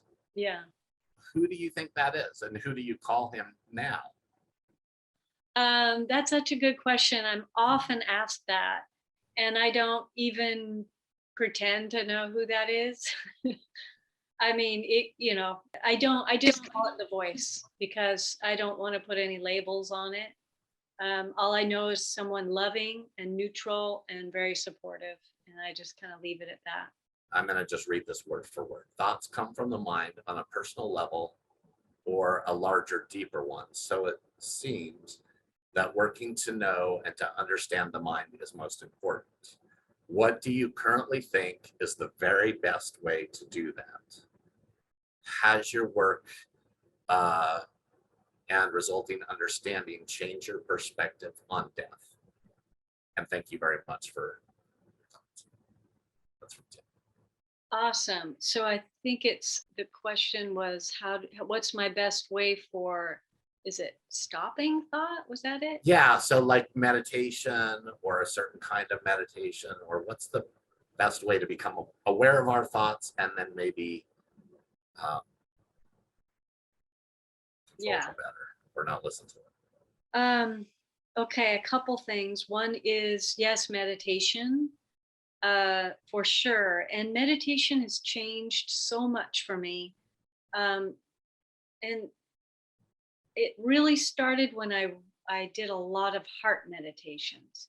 And even if it's simply pretending that your heart area has nostrils and it breathes, just breathing in and out of the heart is profoundly changing, and it takes me out of the mind. That's my problem with a lot of meditations, is it's still so mental. And guided meditations can be really beautiful if the person guiding them has a strong presence themselves and it's kind of come through them. But sometimes it pulls me out of, it keeps me in my brain. So the heart meditation really helped me. And then nature is one of my favorite things. And the amnesia piece is amazing. That's great. Yeah, because then we get out of our thinking process. There's nothing to think about anymore if we don't know who we are. And then the non-labeling, that's an Eckhart Tolle thing that I love. And if I sit in my room and I pretend I don't know what a plant is, or I don't know what that tree is, or what that bird sound is, it's bizarre. And sometimes I pretend that I'm already dead and I'm in the afterlife, and this is the afterlife, and I don't know what this is. What are all these things? I have to relearn everything. That pulls me all out of my head, out of, who I think I am. So those things. And then the last thing I would really suggest for myself, anyway, that works for me is, and this might be one of the simplest ways, and that is one of the things I suggest in my book is when we are working to detach from a thought, so that we're not, I am hungry, or I have pain, or I am sick, or I am lonely. We're saying I am. These are thoughts that we are now making identity. And that is, so to detach, I call it my left foot exercise, but it's basically taking your thought energy and putting it inside your body, wherever. So I might start with my left foot and I feel the inside of my foot. What's the inside of my foot feel like? Is my foot there? How do I know it's there? Well, I can feel my foot and start expanding this feeling of a foot, and then let that expand into the calf. And pretty soon, as you work that way, your whole body is being felt from the inside out. And as you're doing that, your brain is way too busy to have thoughts about the past or the future. You are so in the present that it turns off a lot of that. And it helps you get into that state of what we were doing in the meditation that is much more expansive than who we normally think we are. Perfect. That's great. Sylvia, would you like to ask a question? King Ronald has been waiting for a while with his hand up. Yeah, well, I'll let you go first, and then I'll go to Ron. Thank you. He's got the patience of, he's very King Ronald, right? So it's more a comment, actually. And that's, I'm a survivor of babyhood trauma, and some of that trauma involved ways that my abuser turned my spirituality against me. So I will say that I love your offerings, and the meditation was really hard for me. So Got just it. acknowledging that. In answer to the question about meditation, something that I've found really works for me, because a lot of what I need is to come back into my body, which, because I leave it like naturally. And spend a lot of time in multi dimensions and, you know, having lots of fun. Good. I fold origami, and I fold it as a meditative prayer form. And so I find that, you know, I talked to somebody today who juggles, and, you know, that works for her, but I offer that to people who are wondering about meditation, because I know, you know, the sort of standard meditative practices don't always click for everyone. And so creativity can be another channel. That's Thank great that you. you brought that up. Me too. It's Sylvia. beautiful. That's, yeah, because people that have suffered trauma, sometimes that's the worst thing in the world. I know after my NDE, when I started doing mindfulness and Vipassana, and it was like, it was a scary place. So thank you for pointing that out. And you're right, that, you know, that's why with Zen Buddhism, chop wood, carry water, you know, rake gravel, like. Do dishes. I do a lot of dishes when I'm in a tough place. Sometimes I don't do dishes when I'm in a tough place, but, you know, so thank you. Yes. I love that you said that. And anything that puts us in a flow state. And I love that you do origami. Some people, it might be skiing. For me, it's just hanging out in nature. I don't have to be meditating. I fully, and creativity, absolutely. When you get in the flow, who's thinking about past and resentments? Like nobody, you know, we're in this space, or gardening. So thank you so much, Cynthia, for that. Part of the origami is that I can pay it forward to people. Beautiful. You know? So yeah. And you give beautiful Christmas ornaments, right? That you've made. Actually, I don't do Christmas. Oh, so I thought it was Christmas ornaments that you showed me that you gave. No. Kusudama are Japanese. We'll talk about that.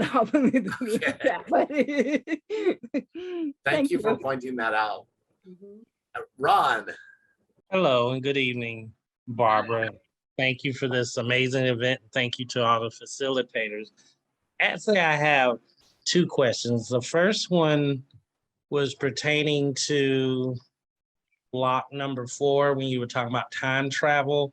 Now, out of curiosity,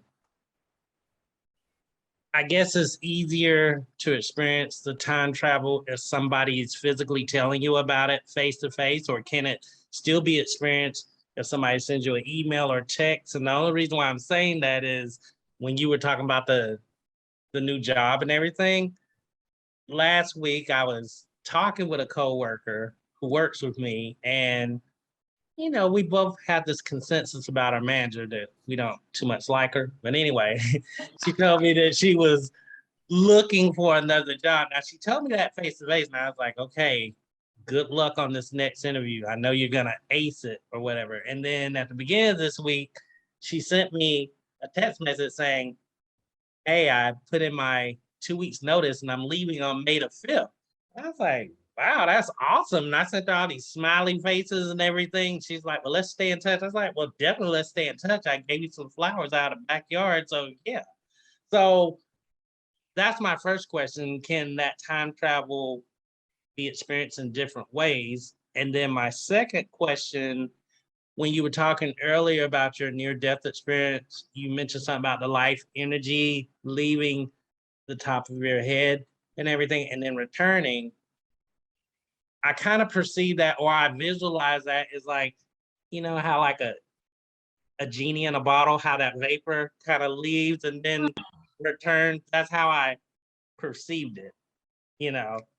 Oh, it's beautiful. It's like I dream of Genie in her bottle. That's awesome. That's a beautiful image. Thank you for that.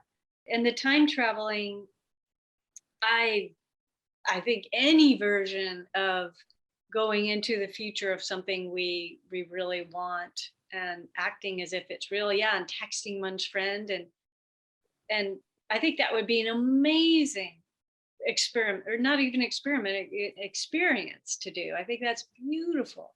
The only thing that would be missing is there is something about speaking it with another person where the emotions get really juiced up. And I don't know if me personally, if I would have that level of excitement typing it, but I might. So I love the idea, and I would totally experiment with that. Thank you. And you have the most awesome smile, I just want to say. Thank you. I'm still working on it. I got a few cavities, but you know. We all do, brother. Yes. Ron is a recent coming out of the closet end of the year. Oh, Yeah. He just was, well, he's shared with a therapist before, but as far as the group, he's just been, how long, Ron? 2 months now, maybe, coming to our groups. Yeah. awesome. Very cool. And it's been a great experience. I've felt more energy sharing it this way than with the therapist. Yeah, we really get it, don't we? Mm-hmm. Yeah. Nice. Lisa. Hi, thank you, Barbara and Sean, for this. This is my second Hawaiian IANDS event. But Barbara, part of my question was answered by Sylvia with respect to survivors of child abuse. But for those of us that suffered psychological abuse, where those tapes are so ingrained in us after years and years and years of hearing that negativity, do you have any additional, like, doing meditation in motion for me is something that works, but when I try to do any kind of manifesting or putting positivity, there's that negative, like I've internalized the abuser. Do you have any tips for those of us who deal with that? Yes, something came to mind, but let me just see if there's something else that wants to be said. Two things. One is, for me, this is just for me, the things that I developed in the de-looping method really help, because especially there's the first 4 steps that are in my book. They're more detached from emotion. They're really using the mind to start changing the mental patterns. Some of the other steps that are not in the book go more into emotions. And so maybe in this scenario like that, staying more detached, it's really about detaching ourselves from our thoughts so that we aren't internalizing those voices so much. So that helped me a lot. And then the other thing is, this involves meditation, so maybe there's another way to do it, but feeling the space of the heart more often. And allowing that space of the heart, like one of the coolest meditations that I believe would be safe, as I've had my own psychological trauma in childhood, and this feels good to me, so I'm just going to share this. Okay. It's part of, I don't know if you've heard of the Heart Math Institute. No, I haven't. Okay, they've done amazing research on, what's it called? Maybe Sean, that when the heart and the brain and the heart are in rhythm together, there's a word for it, but Cohesion, heart cohesion. Yeah, something like that. Coherence. Coherence, right? Yeah. Yes, thank you. And the Navy uses this. First responders use this. Teachers, people that are dealing in more, like, stressful situations are using this technique to calm the body. So I'm thinking, when these thoughts get going, they're causing emotions to be stirred up in the body as well. And so all it is you're breathing in and out of your heart space. And this, you could do this for 30 seconds and it calms the whole nervous system down. And then bring up in your mind's eye something you love that's easy to love. Like I always bring up a darling dog in my neighborhood, or the image of the Grand Canyon, which is one of my favorite places in the world, or my favorite flower. And I just let this linger for a little while, and it starts opening the heart up.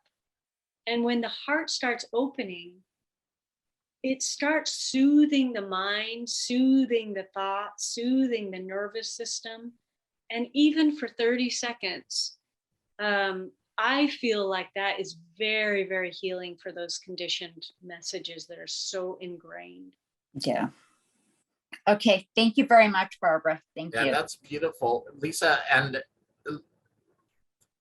establishing your safe space in yourself, because I had all that abuse as well. And for me, what I found is I have to deal with what I call trauma brain before I can even get to a place in meditation, because like, you know, Sylvia had said earlier, it can be scary. Yeah. And so like Barbara was saying, that heart-centered, I started doing heart math many years ago, and it is so helpful because most of us that were, you know, we didn't get the nurturing safe, you know, we didn't have a safe place. So we've gone our whole lives, and we have to learn to create our own safe place. Yeah. Like Barbara was saying. And then once you can create that safe place, then we're aware of those thoughts. Because I did the same thing. I realized after my NDE, it's like, oh my gosh, I don't have any abusers around me, so I'm doing it myself with those thoughts. Fun, isn't it? I find, you know, when I do, and this goes many, many years back, and I will say now that I'm in trauma therapy specific, you know, I've gotten a lot of mileage out of doing things like EMDR and stuff like that. But EMDR is great for specific memories, but those, you know, if you were name called or whatever, and I can remember reading Louise Hay's book, you know, you can heal your life, and trying to do these affirmations like I am worthy, and then the voice would be like, no, you're not. So it's not that it's ever present for me, but I find that when I try to put that positivity out for myself, I feel like the lizard brain is like trying to shut that down, and I'm looking for ways to like permanently shut that down. Yeah. But I think it takes time and a lot of work. And you're right, Sean, you know, getting to be in a safe space and even, you know, living in a safe space is important. And, you know, also, so the voice, I can't think of Ramana Mahari or somebody. Somebody asked him, you know, do you hear ego anymore? Do you listen? And he said that he still has ego. He's just learned not to listen to it. So that's the thing, like Barbara's saying. I mean, we still those thoughts may come, just learn to not listen to them, you know, and also, like you said in the beginning, Barbara, just realize it's just a thought. I'd like to also offer that some of it is sensory repatterning, because it's not just our minds, it's the whole body experience, and teddy bears have been helpful for me. Yeah, I'm actually looking into getting into somatic therapy, working with a somatic therapist. That is really a good idea. Yeah, because I think I've kind of gone as far as I can go with EMDR with, you know, specific memories. But like I said, I don't find it particularly helpful if you don't have, if it's not tied to a specific anchor memory. Yeah. Okay, Portia. Okay, my question is simple, and if it's okay with you, Barbara, can you share one more tidbit from this past week? Because I'm very curious. Yeah, and maybe we can end on that. Is that all right, Sean? And there might be other questions, but Yeah, so, Kinda late. well, we have a few more questions. okay, well, I'll But- try to make these fast. Yeah, Yeah. So I'm not going to express what happened, but it was an emergency situation. And I knew I wasn't feeling normal. So I went to my friend's place. And once I relaxed into the experience and didn't let it frighten me so much, this teaching began. And I'll say that a teaching has began about 2 months ago that has been often something has happened. And that goes back to my that thing about be careful what you ask for thing, because 2 months ago I had a realization about my work and about all these things. I didn't want to do certain things anymore. I was ready. It was over. Something was over. And I didn't know what was happening. I just knew I didn't want to do things anymore. And so I asked myself, well, what do I want then? And I realized there's only two things I want. I want what I have already, and I want to know God better. And now I used a religious version of that. Insert whatever word works for you. But you understand that someone that says, I didn't understand, but maybe you do understand, that someone that says, the only real thing I want is to know God, is in for a ride. You don't just go through your normal life and like it stays normal when you say that's the only thing I want, and you say it fervently and all the time. So things started opening up in really intense ways over the past 2 months. How I can liken this is that, you know, you've heard of lucid dreaming, and I personally have never done it, but it's basically people that are teaching themselves that when they're asleep to wake up in the dream, and then they can start talking to the being that's chasing them or flying or whatever, just start creating in their dream. And what has happened over the past 2 months is that I am like a lucid dreamer, except the dream is this reality that we call life. And the Barbara you see in front of you is the dreamer. And so I woke up and realized this Barbara is the dreamer. This is the dream. And I know this sounds really trippy, but this is the bigger awareness of Ra that I'm talking about. And so 2 nights ago, this teaching went to a whole new level, and it was all night long. And I was just like, I'm so tired, please stop the teaching. And it was kind of this sensation like you have any choice. It's gonna happen. So we're just gonna keep teaching you. And what it was teaching me, there were so many profound things, but one of the things I want to share with you is the unexpressible complexity of how everything is connected, the connectivity of the entire world, to the level of every thought you think, every minute little action you do, like what choice of food you choose to eat that night, what TV show you put on, of course, who your friends are, how you act to the person who smiles to you on the street. They gave me examples of the interactivity of these minute little things that Sean's giggling, I think. Like it showed me.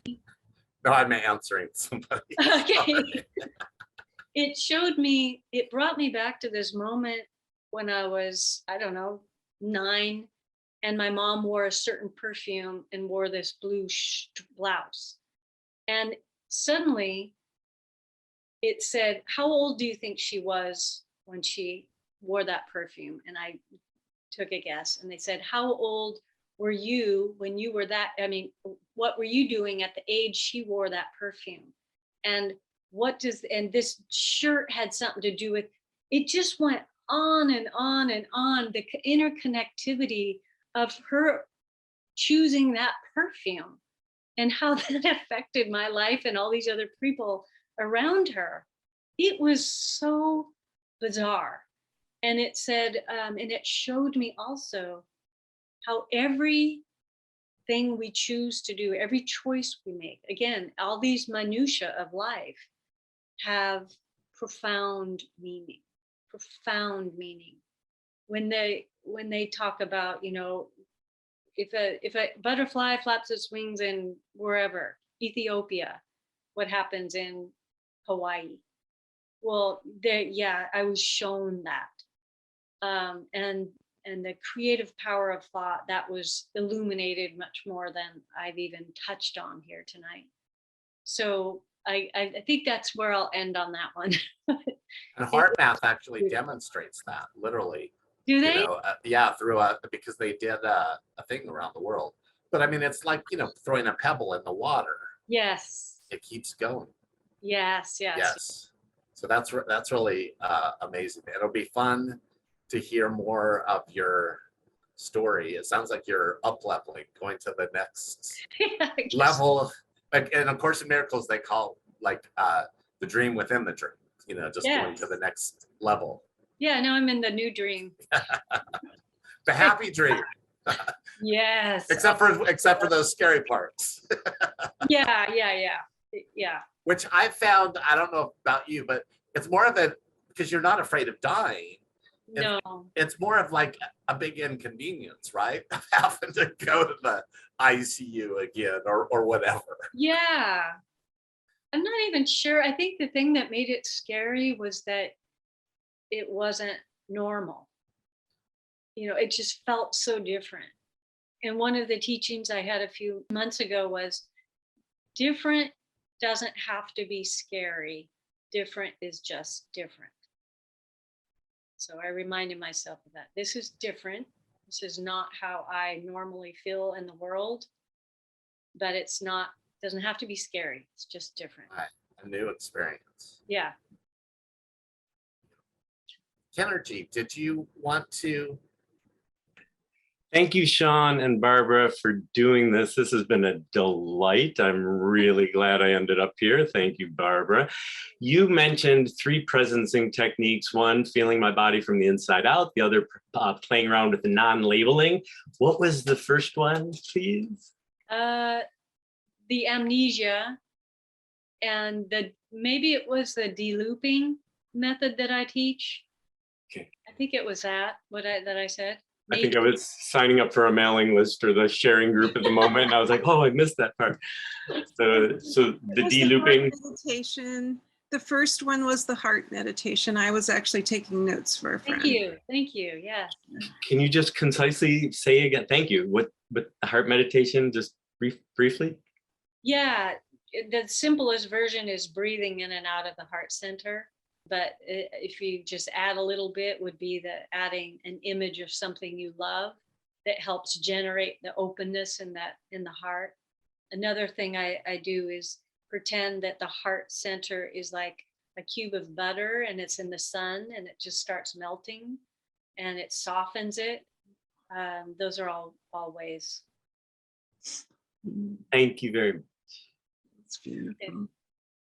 Okay, so we'll go to Nellie and then Marcia will be our last. Mine's just a comment. Okay, but we'll let you be last. We'll let Nellie go and then you, Marcia. Hello, thank you so much. I have a question about block number 5. So when you talked about hidden benefits, hidden unconscious benefits, so what do you do when after you discover that you have this hidden or unconscious benefit? And I'm thinking of the example you used of the cancer patient, who discovered that, she actually had these benefits. So what would this example, this cancer patient, what would she do then? Because obviously she doesn't want to continue to have cancer. So what's the next step after you have that realization? That is such a good question. To me, if it were me, I'm just going to speak from that. It would be, what other ways can I get these benefits other than having cancer? So if I were just choosing finally, or at that point, that I didn't want cancer anymore, how could I retain or even make more friends? How could I find a job I love? And how could I set up my time where I could read all the time? So yeah, it's just finding healthy ways of getting the things that we want. And if I might add, Bernie Siegel, if you know who he is, he's a famous doctor, and he's one of the first that really showed that our beliefs affect, you know, our illness. And what he says to people, because like, you know, illness, it's a way for us to feel like we get love and attention. He actually tells cancer patients to get naked in front of the mirror and just start loving themselves and talking loving thoughts to themselves. And he's actually found and documented many, many people that actually healed themselves because they started to love themselves, warts and all. I think the love is the biggest part of all. In fact, I was told that during my NDE, that connections with people and how we show up is more important than anything we could ever do as far as a job. And I think the solution to a lot of these questions that have come up is the heart meditation. Anytime we can connect with the heart, move out of the mind where all these human problems show up, and move into the heart, which is where where we experience source the easiest and the most profoundly. I feel anyway, that's probably a soother for all these things, all these problems. I Thank agree. you. Once you realize they're just thoughts. Yeah. That's the trick though, I think, because we go from thinking we are the thoughts. Yeah. And then when we're lucky enough that we finally see, oh, that's just a thought, and I can let it go and it doesn't mean anything. Yeah. But the trick is to actually be able to realize you're not your thoughts. I think that's one of the blessings of NDEs. It's like, it is. But that's also what my de-looping method is about. It's really simple ways to detach from the thoughts. But the key there, the most important key of all, is to notice that we're thinking about the thought to begin with. It's like my story being on stage in Brooklyn. I didn't even know I had those thoughts. So the first key is even becoming aware of the thoughts. So interesting thing. I think that's a majority of the work, is because once you see the thoughts, then it's like everything changes. Yeah. Okay, so we're going to allow one last question comment from Marcia, and then Sylvia has offered to sing us out. Sylvia uses her voice and singing as her to soothe herself and everyone else. So we'll let her sing us out afterwards. But I just want to, before we go to you, Barbara or Marcia, I just want to thank Barbara again. This is so wonderful, and we're so blessed. And for everybody, if you're not in the Hawaiian IANDS group, like Kennergy, I don't know if you are on Facebook at all, but you can message Barbara, you know, through there if you have additional questions, and plus her website and the Facebook page as well.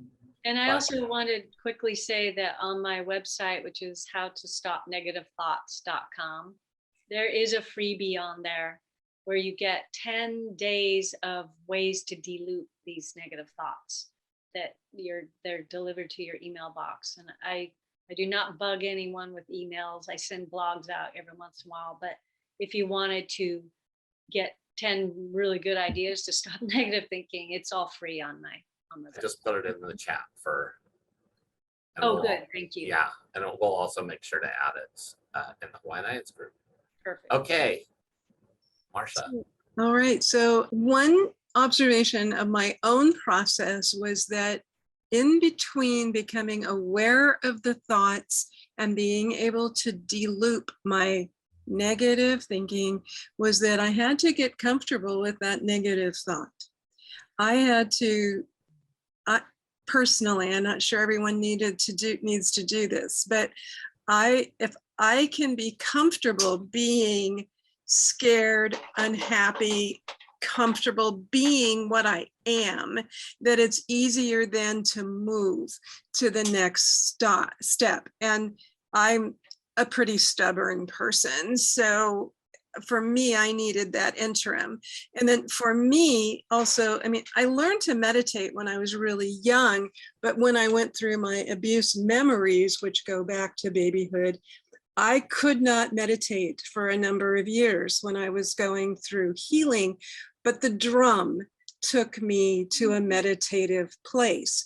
And the other thing, of course, is chanting and voice that hadn't been mentioned, but we're going to get sung out of here. So I just think it's beautiful. It all ties together. Thank you again for this wonderful, wonderful time together.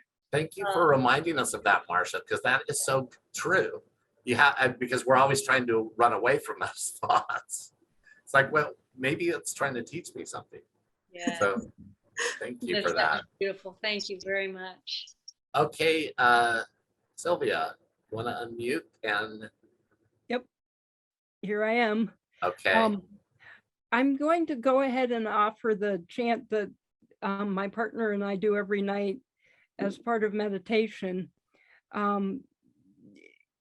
Some of you may have heard the English, may all beings be happy, may all beings be free, peace, peace, peace. The language I know is Loka Samasta Sukhino Bhavantu. And my understanding of it is, may all beings thrive, and may each of us be part of that. May we help it come, and may we experience it. So it's a chance to receive. Good. Loka samasta sukhino bhavantu. Loka samasta sukhino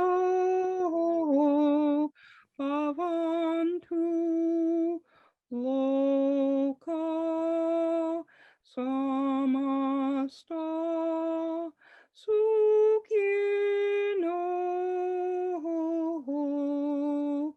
bhavantu.